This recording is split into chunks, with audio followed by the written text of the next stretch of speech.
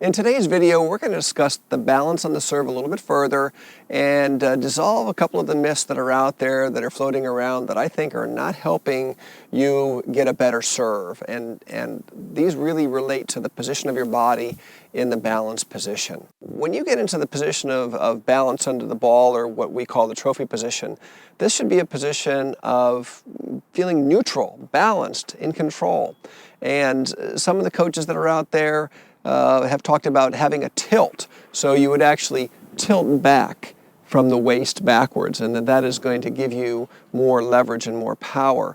But in reality, I don't think so. And I think if you look at Roger Federer, who arguably has an ideal model serve to follow, you will see that when he is in his trophy position, he is in a position of alignment.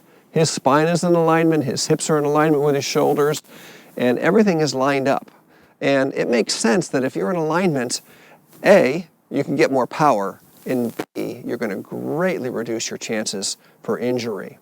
So the idea that you're going to go into the serve and tilt back, you can just see that this is not a position where I'm going to have a lot of leverage coming forward.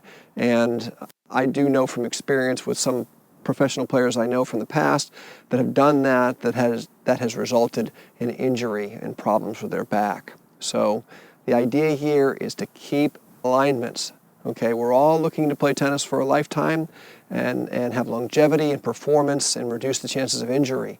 And keeping yourself in alignment is going to help with that quite a bit. Okay. Another myth I want to address in this same video that's sort of in the same category, and this is a video that's been really popular, people have seen it all over the place, is this idea of reaching back and picking up a ball. It almost looks like a shot put move. So it looks like this, where they put the ball down, and this is supposed to help you with your power on your serve, where you actually reach back and pick up the ball and then hurl it from a position like that.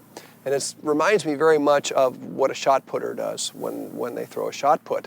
But it's a completely different movement and balance than the serve.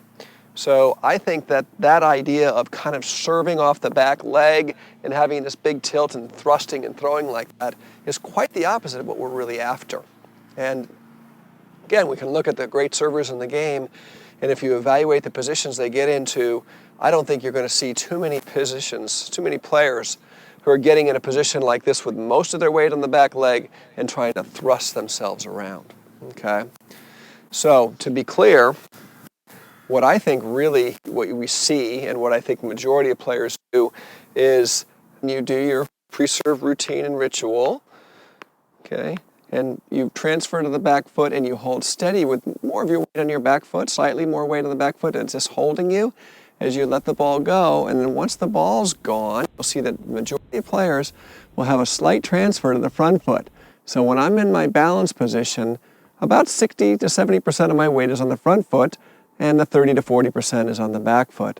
But I am in a position of balance and I'm neutral, but more of my weight is slightly more is on the front foot, and that is a position of balance that is much more comfortable to transfer into the ball than this sort of shot style thrusting and tilting and all that.